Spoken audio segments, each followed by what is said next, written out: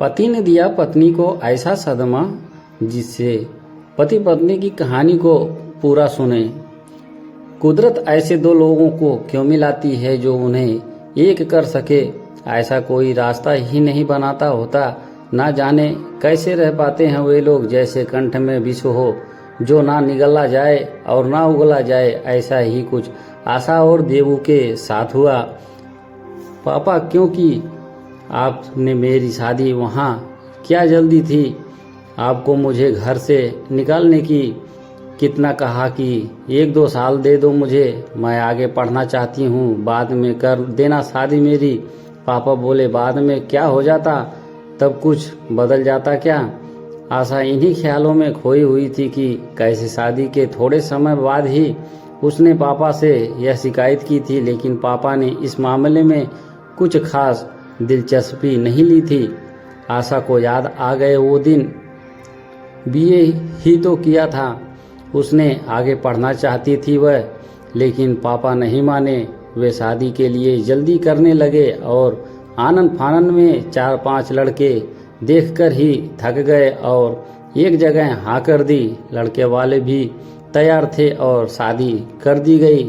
आशा ने कहा भी था, एक बार हम दोनों को मिलना चाहिए, बात करनी चाहिए, लेकिन कोई नहीं माना और आखिर में वही हुआ जिसका डर था। दोनों के विचार नहीं मिलते थे, सोच नहीं मिलती थी, पसंद नहीं मिलती थी। लड़का कम पढ़ा लिखा था, छोटी सोच, हर पल निगाहों में शक, कहाँ तक सहे कोई, लेकिन और कोई रास्ता भी तो नहीं था। आशा उस दिन को याद करके कोसती है जब आशा, अरे ओ आशा, क्या कर रही है तुम? नहीं मम्मी, मैं ये तो प्रोटेक्शन देख रही थी। क्या देख रही है इसमें? अरे मम्मी, एडमिशन की आखिरी तारीख कौन सी है यह देख रही थी। बेटा, कितनी बार कहा है कि मेरे पापा नहीं चाहते कि तू आगे पढ़े, बीए तो कर लिया है, बस बहुत है, अब जाओ अपने घर। मम्मी, कितनी बार कहा आपसे, पापा से कहो ना कि 1 साल का तो कोर्स है, करने दे, उसके बाद जहाँ ब्याहना है ब्याह देना। और यह अपने घर क्या होता है? क्या यह मेरा घर नहीं है? बेटा, शादी के बाद ससुराल ही औरत का अपना घर होता है। लेकिन आशा माँ से बहस ना करके चुप हो जाती। सोचा था कि 2 साल का कोर्स है, मगर 1 साल का झूठ बोलकर एक बार एडमिशन हो जाए तो 2 साल तो फिर पार ही कर लेंगे। नहीं मालूम था कि भविष्य में तो कुछ और ही था। शादी के बाद रोज का यही हाल। किसके ख्यालों में खोई हो, कहाँ खो जाती हो? कभी रोटी जल गई, कभी सब्जी में नमक ज़्यादा, तो कभी दूध उबल गया। आखिर कौन से यार की याद सताती है तुम्हें?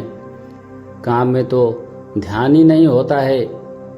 देवू, आपसे कितनी बार कहा है मैंने कि ऐसा कुछ भी नहीं है जैसा आप कह रहे हो। मेरी जिंदगी में आपके सिवा ना कोई था ना होगा। आशा अपने पति देवू को समझाती, अच्छा कॉलेज में कोई जाए और इश्क ना हो, ऐसा कैसे हो सकता है? कॉलेज इश्क करने के लिए तो नहीं, और सभी एक जैसे भी नहीं होते। जिसे इश्क करना है बिना कॉलेज गए भी करते हैं। इस तरह रोज की खिटपिट में 3 साल गुजर गए। आज आशा को बहुत से सुबह से ही चक्कर आ रहे थे। देवू ऑफिस गए हुए थे, किससे कहती खुद ही चली गई डॉक्टर के पास। चेकअप कराया तो पता चला कि एक वह महीने के पेट से है। मन में खुशी का लहर दौड़ गई और शायद वह देवू का बर्ताव उसके प्रति अच्छा हो जाए। घर आकर आशा खुशी से देवू का इंतजार करने लगी। रात को जैसे ही बिस्तर पर गई तो देवू के गले में बाहें डालकर चूम लिया और उस पर देवू ने झटके से उसे अलग किया और बोला, यह क्या बचपना है? ऐसी कौन सी लॉटरी लगी है जो इतना खुश हो रही हो?